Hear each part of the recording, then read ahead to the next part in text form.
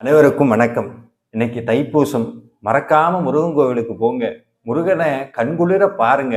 அவன்கிட்ட எதையும் கேட்க வேண்டாம். அவனுக்கு எல்லாமே தெரியும். நம்ம என்ன நினைக்கிறோம், என்ன பேசுறோம், எப்ப முருகான்னு வாய் சொல்லிருச்சோ, எப்ப குமரான்னு மனசு நினைச்சதோ, எப்ப முருகா கந்தான்னு நெத்து நிறைய ஊதி பூசணுமோ, அப்போதே அவன் அடியாருக்குள்ள ஒரு அடியாராக நம்மை தேர்ந்தெடுத்துட்டான்னு அர்த்தம். அதனால நம்மளுடைய குறைகளோ, நம்மளுடைய கவலைகளோ அவனுக்கு தெரியாம இல்ல, நிச்சயமா தெரியும். இருந்தாலும் ஏன் இதெல்லாம் தீராம இருக்கு, ஏன் என்னை விட்டு இதெல்லாம் அகலாம இருக்குன்னா, இது எங்கிருந்தோ வரல, நம்ம தான் ஏதோ ஒரு ஜென்மத்துல பண்ணது நமக்கு திருப்பி வந்திருக்கு. இருந்தாலும் இதை அனுபவிக்கிற விதத்தை நிச்சயமாக முருகப்பெருமான் மாற்றுவான். அதற்கு ஒரு வழியை காட்டுறதுக்காகத்தான் இன்னைக்கு நம்மளை கொண்டு வந்து இந்த அற்புதமான தைப்பூசத்தன்னைக்கு அவன் சன்னதியில நிக்க வச்சு அவனை பார்க்கக்கூடிய மிக பெரும் பேற்றை நமக்கு கொடுத்திருக்கிறான். அவனை பார்த்தா போதும், திருப்புகள் பாடினா போதும், எல்லாம் முருகன் பார்த்துக்குவான். கவலைப்பட